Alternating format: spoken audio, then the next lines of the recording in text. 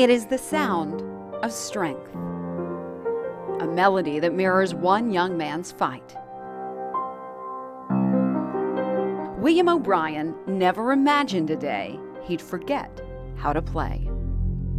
May 11th, 2010. 19-year-old William was on his way home from work. Life was good. He'd just finished his first year at UConn, had a summer job, and was supposed to get home to let out the dogs. He never made it. I remember getting in my car to leave, but I don't remember really much after that. I'm calling him, he didn't answer, so I text messaged him as I'm walking the dog, saying, where are you? And he didn't answer.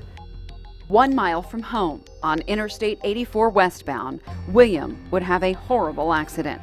He crashed into the retaining wall, crushing the cab of the truck he was driving, tearing it into 3 pieces. There wasn't time to waste. Rescue crews knew there was only one choice: LifeStar.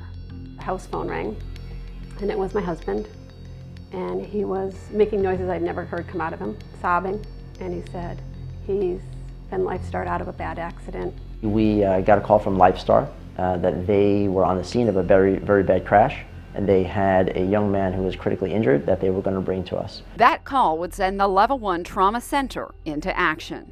William's life was on the line. He was unconscious and losing blood rapidly. Without the right care, the 19-year-old wouldn't make it. Inside the hospital walls, the team got to work. You have to be able to correct the bleeding. The bleeding is what's going to kill the trauma patient. Trauma surgeon Joe Portorico points out the trauma team's job is to find out what is killing the patient and stop it. In the trauma bay, as soon as this injured patient comes in, everybody is there at a beck and call, immediately available to take care of the patient. And it literally is more providers around the stretcher than there's room.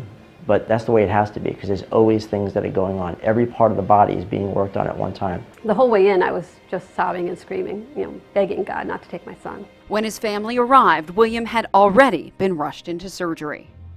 I just went in and I said, Mommy's here. It's okay. Mom's here. First thing that we noted is how unstable his blood pressure was. APRN Patty Simonowitz remembers that first night vividly. I remember looking at Willie and looking into his parents' eyes, his mom and his dad were there, and thinking, I have children, I have sons this age at home, and just looking into their eyes and not being able to tell them how this was going to go. The first thing I could say when people started coming to visit him at the hospital like day one, I just said, he's broken. He's just completely broken. Everything's broken. My boy's broken. And the doctors start coming in that had worked on him to tell me what they did, and there were so many of them. One of the doctors told me that he had never seen so many doctors around one person in the OR, that it was shoulder to shoulder and you couldn't see the patient because everybody was working. We know why we're there. We are there for one purpose, the patient. Director of Trauma, Dr. Orlando Curtin points out the team approach is what saves lives every day. If you open the doors of that room and look in, it would look like it's a frenetic scene, but everyone in the room has a purpose. I'm so thankful to the team.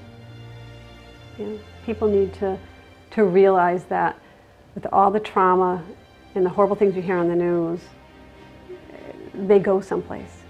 And it's the teams like the trauma team here that take them, don't ask any questions, they just try and put them back together.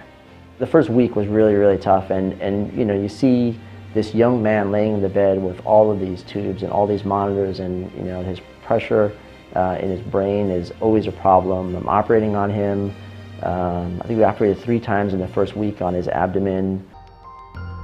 More than 2 weeks would pass, and finally, the 19-year-old opened his eyes. I just remember waking up and wondering where I was, and then realizing I was in the hospital, but not sure why. He didn't know what had happened. He didn't know his own mother. They were trying to see how oriented he was, and they said, who's this? And they pointed to me next to his bedside. He said, it's the lady that takes care of me. Huh? Just say, Mom. Just know I'm Mom. He would remain in the hospital for weeks and have to relearn everything: how to talk, how to walk. I've been so detached, I guess, from everyday life that nothing seemed real. I brought his guitar to the rehab hospital, and he's like, "What is that? What are you doing?" And I said, "You know, just hold it." When he began to play, his mom just listened. And then when he started playing, I just was silent. He was relearning a lot. He had to relearn so much.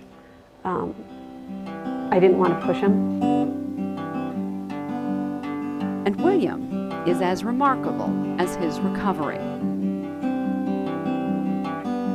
It felt so good to hear music in the house again. And he kept working on this one piece. I would sit and listen. He'd say, what do you think? You know, and I'd listen to it, and I'd say, it's good, Will. It sounds like that day, like this is so intense. It sounds like, you know, the accident and the rescue. It sounds like the day. It's become the soundtrack of resilience and recovery, a young life saved, and so much life ahead. But to see him, what he's been through, and who he's become, I'm very proud of him. I couldn't have done what he's done. I guess I know how fragile life is now, and how quickly it can go. It's the reason that every one of us comes into this profession, and Willie O is the epitome of why we do this. Thank you 100 times over.